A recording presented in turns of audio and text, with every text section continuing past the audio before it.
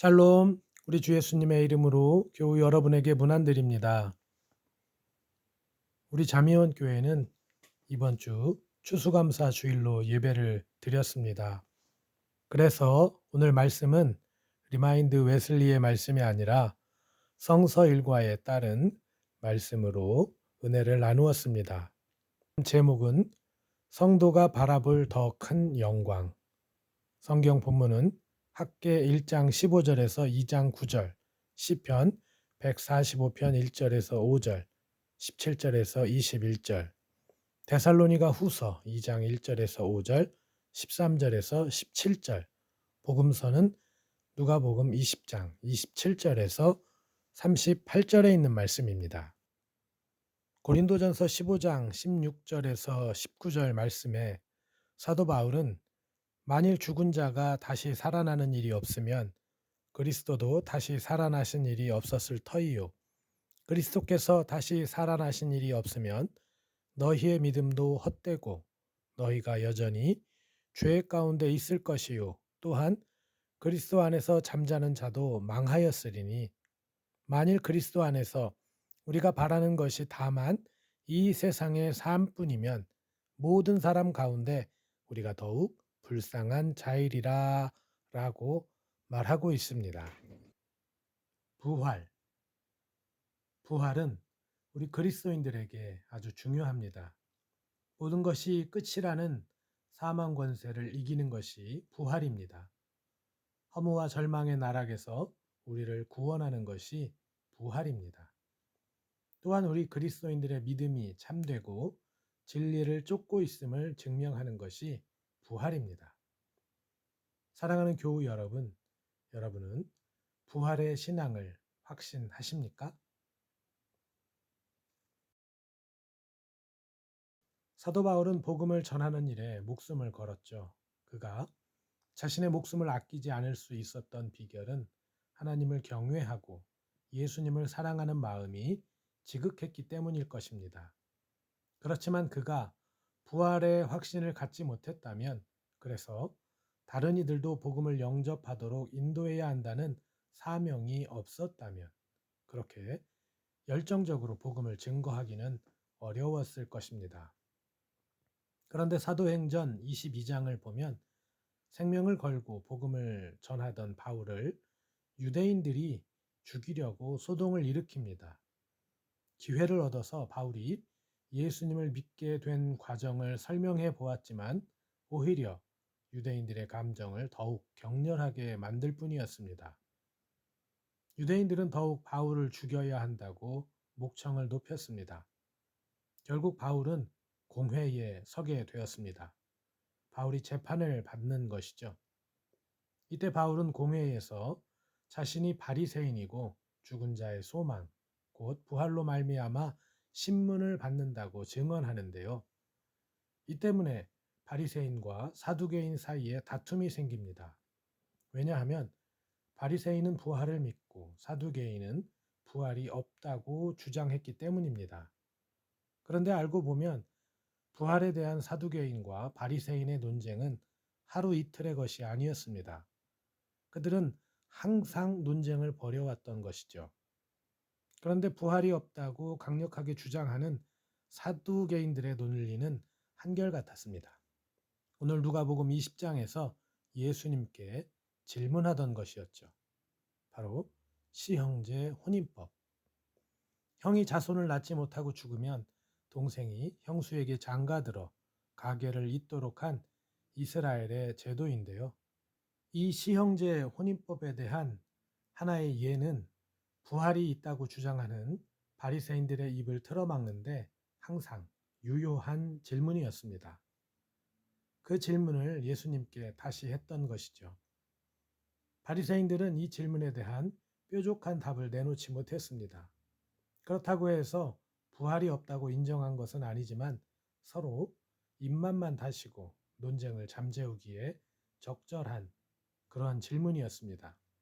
그렇기 때문에 오늘 예수님에게 하는 질문의 의도도 어떤 대답을 기대한 것은 아니었다는 생각입니다.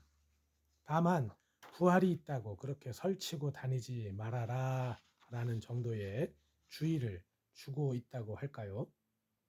그런데 예수님께서는 사두개인들이 의도치 않은 대답을 하셨습니다. 하나는 사두개인들이 부활에 대해서 오해했다는 것입니다. 부활의 세계가 지금 우리가 살고 있는 세계와 같을 것이라고 생각하면 오해라는 것이죠. 부활 이후의 세계는 지금 살고 있는 세계와는 전혀 다른 곳이라는 것입니다. 아프리카에서 살던 방식대로 대한민국에서 살 수는 없습니다. 대한민국에 오면 대한민국의 방식으로 살아가야 하는 것처럼 부활의 세계는 지금 우리가 살아가는 방식과 다르다는 것이 예수님 말씀의 요지입니다. 또 하나는 부활이 분명하다는 것입니다. 예수님은 사두개인들이 맹신하는 이야기를 통해서 부활을 증명하고 있습니다.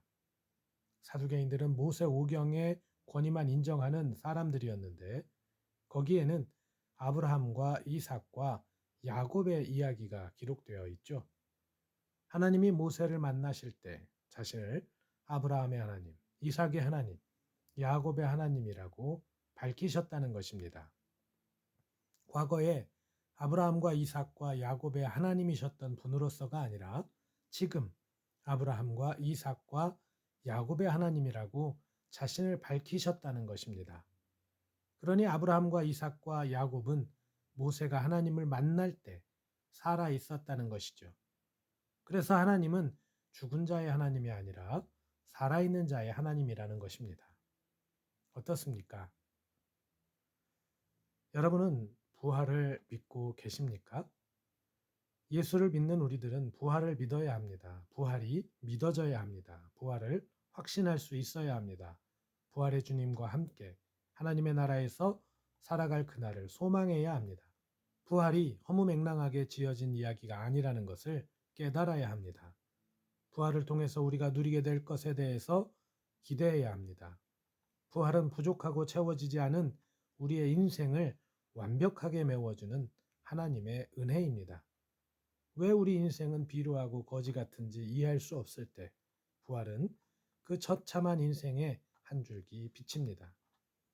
부활을 통해 처참하고 비루했던 인생이 가장 복되고 완벽한 존재로 탈바꿈되어지는 것이기 때문입니다. 부활의 신앙으로 항상 생기가 넘치는 인생을 누리는 은혜가 여러분들에게 있으시기를 예수님의 이름으로 축복합니다. 남유다의 멸망으로 이스라엘은 나라 없는 백성이 되었습니다. 알고 계시죠? 정말 가슴 아픈 일이었습니다. 그러나 그들에게 기적이 일어났습니다. 하나님 앞에 패역을 일삼던 북이스라엘은 뿔뿔이 흩어지고 민족의 정체성이 희미해져 버렸지만 남유다의 백성들은 그들의 정체성은 물론 신앙을 지켜가고 있었습니다. 그리고 하나님의 인도하심 가운데 드디어 꿈에 그리던 고향 땅을 다시 밟게 되었습니다. 그리고 이제 하나님의 성전을 재건하는 일을 진행하게 됩니다.